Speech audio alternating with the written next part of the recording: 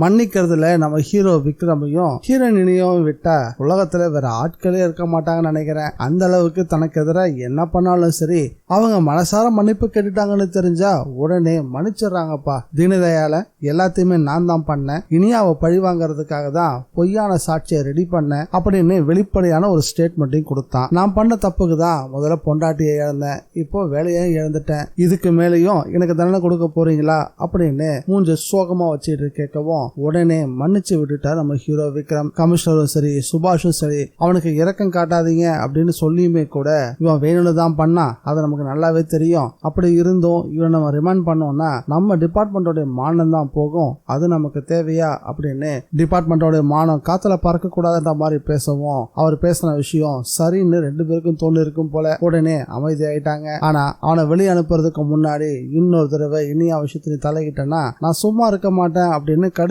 எச்சரிக்கை தான் கொடுத்தாரு. ஆனா விக்ரமுக்கும் இனியாவுக்கும் எதிராக செயல்படாம தீனதயாளால இருக்கவே முடியாதுன்றது பாவம் நம்ம ஹீரோ விக்ரமுக்கு இன்னும் புரியல. இப்ப நடந்துட்டு இருக்க விஷயமே மாயா போட்டு கொடுத்த திட்டம் தானே அவருக்கு தெரியறதுக்கு இன்னும் கொஞ்ச நாள் ஆகும். நம்ம ஹீரோ விக்ரம் இறக்கன்ற பேர்ல இப்படி ஒரு முட்டாள்தனமான காரியத்தை பண்ணிருக்காரு நினைக்கும் போது ரொம்பவே வேதனையா இருக்கு. விக்ரம் பண்ணது சரின்னு நீங்க நினைக்கிறீங்களா இல்ல ரொம்ப பெரிய தப்பு நீங்க நினைக்கிறீங்களா? உங்களோட கருத்து என்னன்றதை மறக்காம கமெண்ட்ல பதிவு பண்ணுங்க.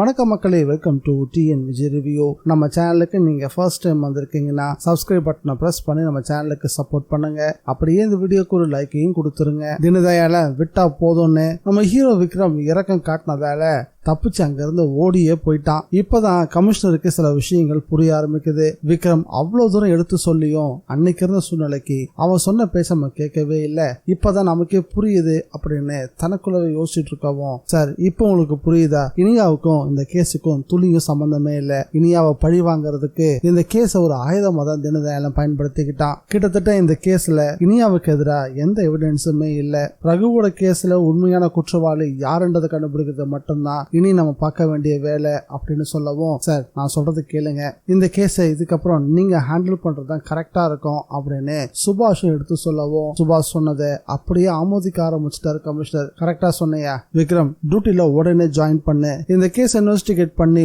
உண்மையான குற்றவாளி யாருன்றதை சட்டத்தை முன்னாடி சொல்லவும் விக்ரம் அங்கிருந்து வேகமா கிளம்பினாரு. மாயா என்ன திட்டத்தை போட்டு கொடுத்தாலோ அதன்படிதான் எல்லாமே வெற்றிகரமா நடத்திட்டு வந்தான் தீனதயாள. எப்போ இனியா இந்த கேஸை விட்டு வெளியே வரான்ற விஷயம் மாயாவுக்கு தெரிய வந்துச்சோ அவளால சும்மா இருக்க முடியாது. முதல்ல பேசும்போது இந்த கேஸ முடிஞ்ச அளவுக்கு ஆற போட்டு அவங்க ஏமாந்த நேரமா பார்த்துதான் அடிக்கணும் அப்படின்னு தான் மாயா திட்டம் போட்டா. ஆனா இப்ப சூழ்நிலை அப்படியே தலைகீழா மாற ஆரம்பிச்சிருக்கு. இனியாவும் விக்ரமும் சந்தோஷமா இருக்கிறத அவளால பொறுத்துக்கவே முடியாது. பிரச்சனையை ஆற போடலான்னு சொன்ன அவளே பிரச்சனைய மறுபடியும் கையில் எடுக்க போறா. ஆனா இனியாவை நோக்கி அவ எடுத்து வைக்க போற ஒவ்வொரு அடியும் மாயாவுக்கு மிகப்பெரிய இடியா தலையில இறங்க போகுதுன்றத அவ போக போக புரிஞ்சுக்க ஆரம்பிப்பா. மாயாவுக்கு இப்ப கையில இருக்கக்கூடிய ஒரே ஒரு துருப்பு சீட்டு கண்ணாயிரம் மட்டும்தான். கண்ணாயிரத்தை வச்சு தான் நினைச்ச காரியத்தை எல்லாம் நிறைவேற்றலாம் அப்படின்னு முயற்சி பண்ணுவா. ஆனா அது பலிக்க போறது இல்லைன்னு அவளுக்கு இன்னும் தெரியல. இந்த வீடியோ பிடிச்சிருந்தா லைக் பண்ணுங்க, ஷேர் பண்ணுங்க.